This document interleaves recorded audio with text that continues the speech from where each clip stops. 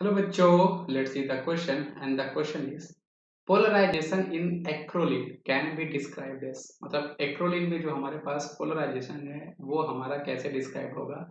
तो आइए इस क्वेश्चन को हम लोग समझते हैं बच्चों। यहाँ पर होने क्या वाला है, देखो सबसे पहले आपको पता होना चाहिए कि जो आपके पास एक्रोलीन है उसका जो आपके पास स्ट्रक्चर होता है वो आपके पास CH, ये C डबल बॉन्ड O और यहाँ पर आपके पास H, इस तरह का आपके पास स्ट्रक्चर होता है।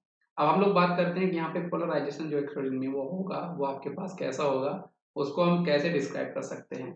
तो इसको समझने के लिए बेटा होगा कि आपको पता है कि ऑक्सीजन जो होता है वो आपका ज्यादा इलेक्ट्रोनेगेटिव होगा as compared to carbon. Oxygen is your, ये आपका इलेक्ट्रॉन नेगेटिविटी ऑफ ऑक्सीजन जो होगा वो ज्यादा होगा आपका इलेक्ट्रॉन नेगेटिविटी ऑफ कार्बन।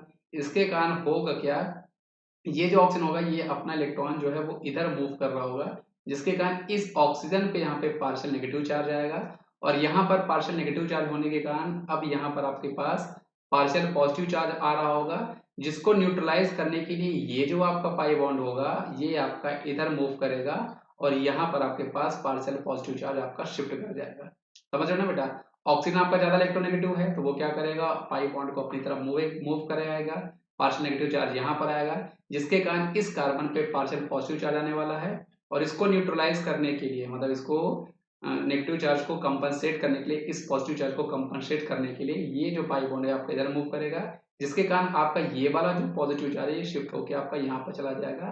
तो आप देख सकते हो यहाँ पर कौन सा हमारे पास ऑप्शन है ABCD में जो इससे बिल्कुल मैच कर रहा है।